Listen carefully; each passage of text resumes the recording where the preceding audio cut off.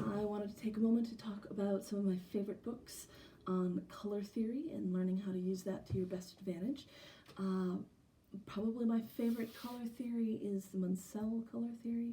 I know Pantone is much more prevalent, but as far as understanding and being able to communicate color without having all of the chips at your beck and call all the time, this is a good one to know as well.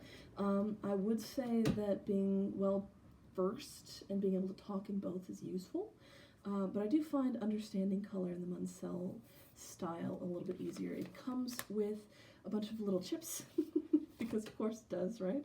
But it's set up a little bit differently than Pantone in that it breaks up color into 3 different axes, where you have from light to dark, from intense to less intense, as well as, so you have the value, the chroma, which is more intense or less intense, and then the hue, which is the color that you call something yellow or red or orange.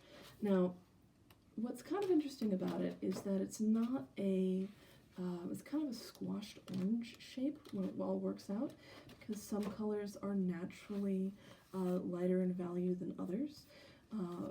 So it kind of adapts to the natural wavelength of color. It also explains pretty well why and how color works and the differences between additive and subtractive color theories.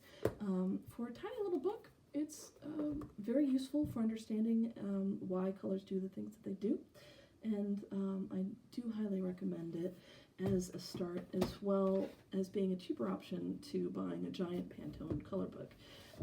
Now, if you're needing to match a color across the country, Pantone is still the way to go, because most people use it. Now, here's a blast from the past. Color. This book is old enough that it has sketches in it from before I knew better than to draw in books. This was probably back from when I was 2, but it does, it also has some fairly dated things of how to do the chemicals for making your own photographs.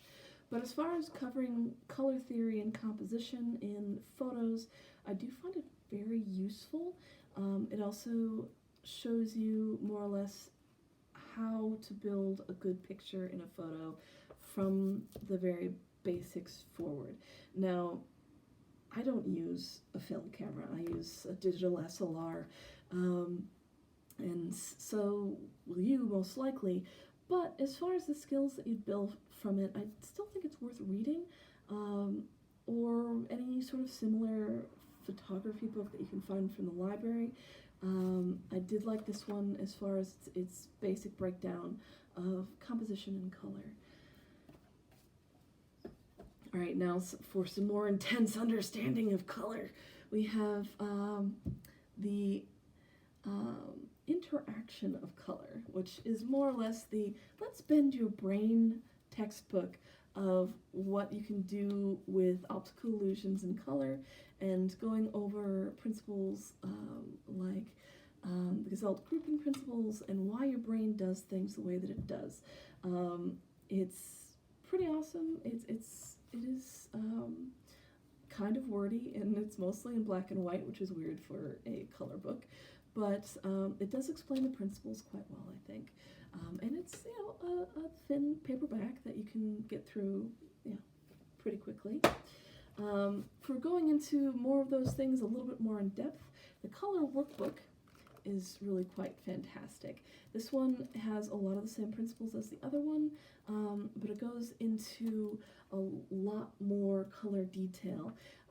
It also goes through why color does the things that it does, the difference between ink colors and paint colors, and light colors, and how they interact, and the dynamics of line, and all sorts of interesting stuff.